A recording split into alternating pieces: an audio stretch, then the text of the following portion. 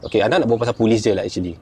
Dia punya polis yang ada kat sini. Diorang punya tak macam dekat negeri antum yang dekat sana tu. How macam polis, macam very polite, very service. Macam kita kat Singapore is police is give service to the public. Tapi kat sini diorang tak boleh, diorang very kasar. Yalah. No means no. Diorang tak ada nego ni. Anda nak masuk sini, diorang cakap no means no, tak boleh nego. So you have to expect that macam dia punya kasarness. Because why? Because kalau diorang lembut-lembut kan, macam kat polis kasih public service ni, tak game lah. Nak berbual ni macam mana? Kat sini berjuta orang. Pasal yang datang ungkal. Yang datang macam ungkal kita kan, kira kita macam give and take tau. Yang datang tu kadang-kadang ungkal daripada certain negeri lah. Diorang punya degil, na'udzubillah. Kadang-kadang macam rasa ni orang ni kira macam diorang sedar tak diorang kat mana. Diorang macam like bukan kat Masjidil Haram, macam kat pasar. Diorang punya rowdy.